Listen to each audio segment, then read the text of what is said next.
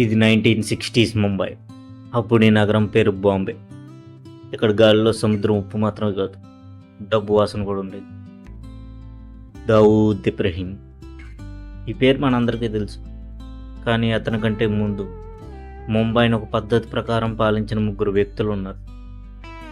Gun వాడకుండా gangster అనిపించుకున్న ఒకడు, ఆఫ్ఘనిస్తాన్ నుంచి వచ్చి అడ్డా పెట్టిన ఇంకొకడు, ముంబై మురికి వాళ్ళకు దేవుడిగా మారిన మరొకడు.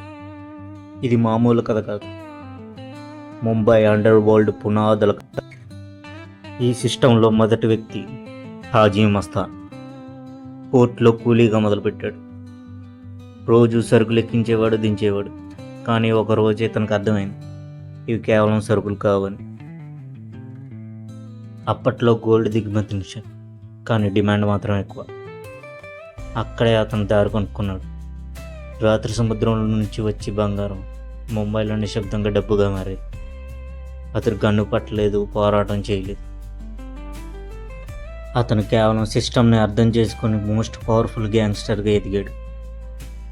కానీ ముంబై హిస్టరీలోనే మోస్ట్ స్టైలిష్ గ్యాంగ్స్టర్ ఎవరంటే హాజీ మస్తాన్.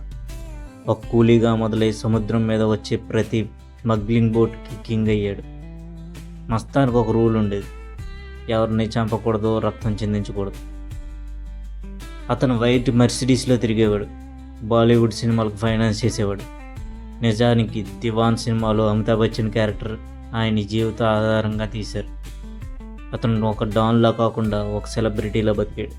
ముంబైలో కొంతమంది డబ్బుతో ఎదిగారు, కానీ కొంతమంది భయంతో రాజ్యాన్ని నిర్మించారు. ఆ భయం పేరే కరీం లాలా. కరీం లాలా ఆఫ్ఘనిస్తాన్ నుంచి ముంబైకి వచ్చాడు, కానీ చాలా త్వరగా ఈ నగరాన్ని అర్థం చేసుకున్నాడు. అతను ఒక విషయాన్ని గమనించాడు, ఈ నగరంలో డబ్బు ఉంది, కానీ దాన్ని సంపాదించే వాళ్ళు బలహీనంగా ఉన్నారు.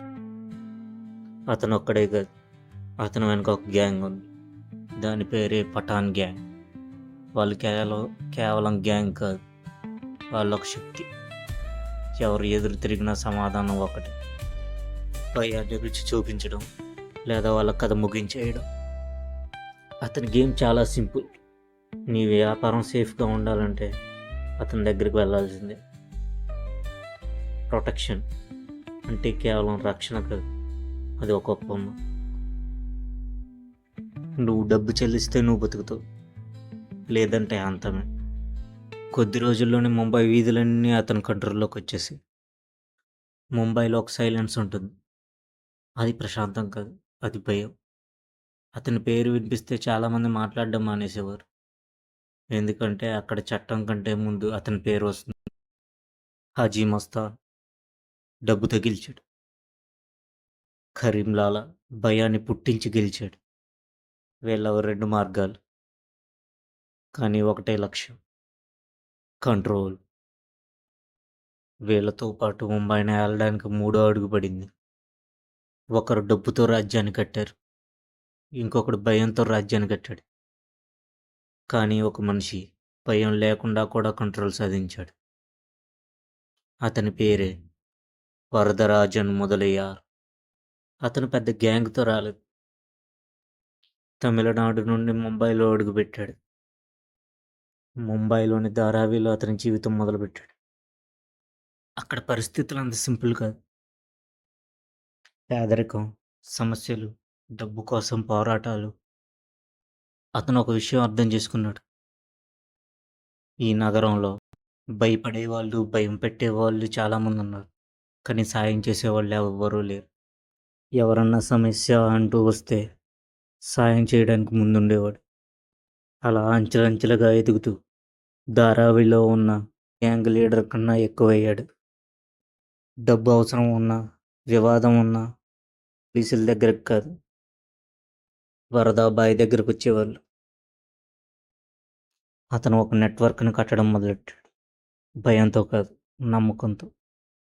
ఎవరు అతని మీదకి వస్తే ఒక మనిషిని కాదు, ఒక ప్రాంతాన్ని ఎదుర్కోవాలి. అతని దగ్గర గన్స్ ఉండకపోవచ్చు, కానీ అతని వెనుక ప్రజలు ఉన్నారు. ముంబైలో చాలామంది కరీంలాలా అంటే భయపడేవారు, కానీ వరదాబాయ్ అంటే గౌరవం ఇచ్చేవారు. ఒకవైపు హజీ మస్తాన్, మరోవైపు కరీం లాలా. ఇంకొక వైపు వరదరాజన్. 3 దారులు ఒకే నగరం. ఇందులో ఒక సమస్య ఉంది. వాళ్ళు ముగ్గురు వేరువేరు విధాలుగా ముంబైని కంట్రోల్ చేస్తున్నారు. కానీ ఎవ్వరూ మొత్తం నగరాన్ని కంట్రోల్ చేయడం లేదు. అది ఒక కుర్రోడికి అవకాశంగా కనిపించింది. అతను మస్తాన్లా ఆలోచించడం నేర్చుకున్నాడు. అలా భయపెట్టడం నేర్చుకున్నాడు. వరదాబాయిలా నెట్వర్క్ని బిల్డ్ చేయడం నేర్చుకున్నాడు. కానీ వీళ్ళకి ఆ కుర్రోడికి ఒక తేడా ఉంది. వాళ్ళు ముంబైని పంచుకున్నారు. కానీ ఈ కుర్రోడు ఈ ముంబైని ఒక్కడే ఏలాలనుకున్నాడు. ఈ కుర్రోడు ఎవడంటే